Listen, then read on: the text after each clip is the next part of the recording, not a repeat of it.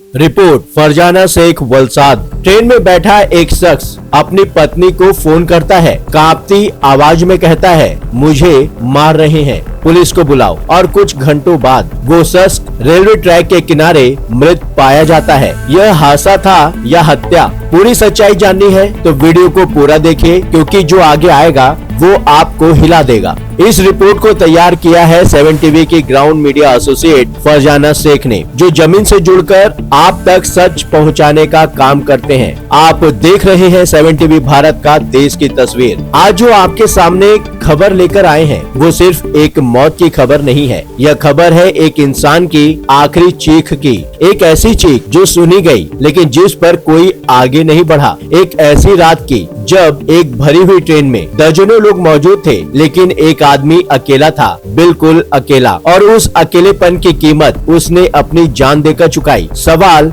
यह है, क्या यह हादसा था या कुछ और? तारीख थी 27 अप्रैल 2026। बिहार के किशनगंज के रहने वाले मौलाना तौफीक रजा मजहरी बरेली शरीफ आए थे। क्यों आए थे? एक मजहबी प्रोग्राम में शिरकत करने, ताजुस शरिया के सालाना उर्स में। यह उनके लिए एक आम धार्मिक यात्रा थी, जैसी हजारों लोग करते हैं, जैसी वो शायद पहले भी कर चुके थे। कार्यक्रम खत्म हुआ, मौलाना साहब ने ट्रेन पकड़ी। मुरादाबाद के अमरोहा लौटना था, जहां वो एक मस्जिद में इमाम थे। सब कुछ सामान्य था। ट्रेन चली, रात आगे बढ़ती है, लेकिन उसी ट्रेन के एक डिब्बे में कुछ ऐसा हुआ जो मौलाना तौसीफ की जिंदगी का आखिरी अध्याय बन गया। वो आखिरी कॉल जो सब कुछ बदल गई। इस पूरे मामले में अहम चीज है वो फोन कॉल। ट्रेन के सफर के दौरान मौलाना तौसीफ ने अपनी पत्नी को फोन किया। वो कॉल आज सोशल मीडिया पर वायरल है और उस कॉल ने इस पूरे मामले को एक नया मोड़ दे दिया है। उस कॉल में मौलाना साहब ने क्या कहा? उन्होंने साफ साफ बताया कि ट्रेन के डिब्बे में कुछ लोग हैं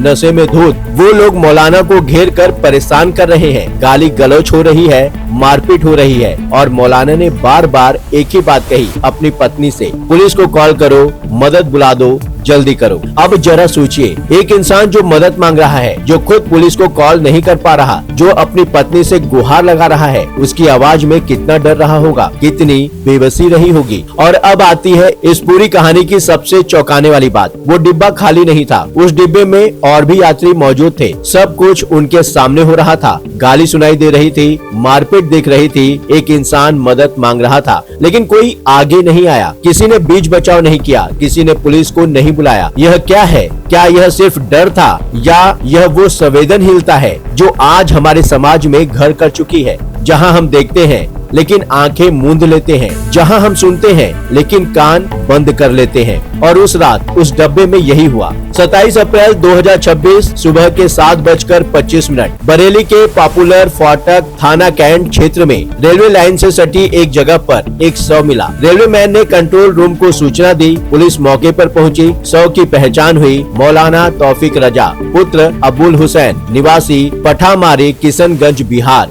वही मौलाना जो कल रात ट्रेन में चढ़े थे, वही मौलाना जिन्होंने अपनी पत्नी को फोन किया था, वही मौलाना जिन्होंने मदद मांगी थी, अब वो नहीं थे। पुलिस ने मृतक के फोन से परिजनों और बरेली के लोकल संपर्कों को सूचित किया। पंचायतनामा किया गया, पोस्टमार्टम कराया गया, शव परिजनों को सौंपा गया। जब परिजन किशनगंज से आए तब उन्हें लग रहा था ये ट्रेन से गिरकर हुआ हादसा है, लेकिन जैसे जैसे वायरल ऑडियो सामने आई, जैसे जैसे पत्नी ने बताया क्या हुआ था, परिजनों की सोच बदल गई। अब वो कह रहे हैं ट्रेन में मारपीट हुई, यह हादसा नहीं, हत्या हो सकती है। अब इस पूरे मामले पर राजनीतिक हलचल तेज हो गई है। ओवैसी की मांग है। इस घटना ने राजनीतिक हलचल भी पैदा कर दी है। AIMIM प्रमुख असदुद्दीन ओवैसी ने इस मामले पर गंभीर चिंता जताई है। उन्होंने रेल मंत्री अश्विनी वैष्णव से सीधे मांग की है कि इस पूरे मामले की निष्पक्ष जांच हो और जो भी दोषी है उसके खिलाफ सख्त से सख्त कार्रवाई की जाए। ओवैसी का कहना है, अगर एक ट्रेन में किसी यात्री के साथ इस तरह की घटना होती है और कोई मदद के लिए आगे नहीं आता,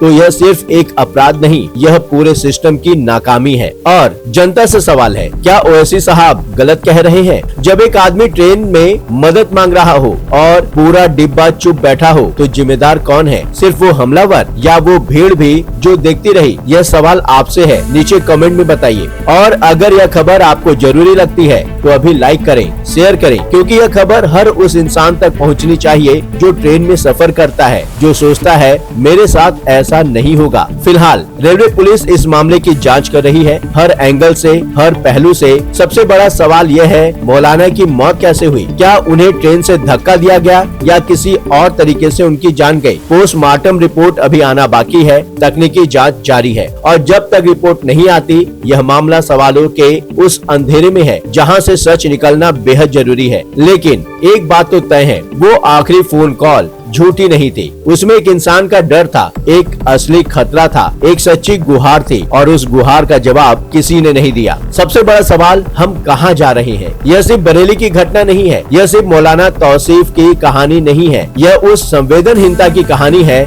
जो धीरे धीरे हमारे समाज की नसों में उतरती जा रही है। हम भीड़ में होते हैं लेकिन अकेले, हम देखते हैं लेकिन देखकर अनदेखा करते हैं, हम सुनते हैं लेकिन सुनकर कान बंद कर लेते हैं। और उस रात उस ट्रेन में अगर किसी एक ने भी हिम्मत दिखाई होती, अगर किसी एक ने भी पुलिस को फोन किया होता, तो शायद आज यह खबर नहीं होती, आज मौलाना तौसीफ जीवित होते। ऐसी ही जरूरी खबरें सबसे पहले और सबसे सटीक पाने के लिए अभी आप हमारे 7 टीवी के इस चैनल 7 टीवी भारत को सब्सक्राइब करें, साथ ही साथ हमारे व्हाट्सएप चैनल से जुड़ जाइए। लिंक डिस्क्रिप्शन में दिया गया है। आप चाहे तो वीडियो में QR कोड को स्कैन करके भी 7 टीवी के व्हाट्सएप चैनल से जुड़ सकते हैं, क्योंकि हम यहाँ हैं सच दिखाने के लिए, बिना डर के, बिना पक्षपात के। इस रिपोर्ट को तैयार किया है 7 टीवी की ground media associate Farzana Shaikh, Gujarat Valsad से, जो जमीन से जुड़कर आप तक सच पहुंचाने का काम करती हैं। जांच जारी है, रिपोर्ट आना बाकी है, सच सामने आना बाकी है। लेकिन एक सवाल आज हवा में तैर रहा है, क्या हम एक इंसान के तौर पर इतने सस्ते हो गए हैं कि किसी की चीख सुनकर भी हम करवट नहीं बदलते? मौलाना तौसीफ की वो आखिरी कॉल सिर्फ उनकी पत्नी के लिए नहीं थी, वो कॉल हम सबके लिए थी, पूरे समाज के लिए थी। सवाल ये नहीं है कि पुलिस क्या करेगी, सवाल यह है कि अगली बार क्या हम कुछ करेंगे। यह था देश की तस्वीर 7 टीवी भारत पर। वीडियो पसंद आया हो तो वीडियो को लाइक करें, शेयर करें और हमारा चैनल सब्सक्राइब करना बिल्कुल ना भूलें, क्योंकि सच की आवाज बंद नहीं होगी। जय हिंद।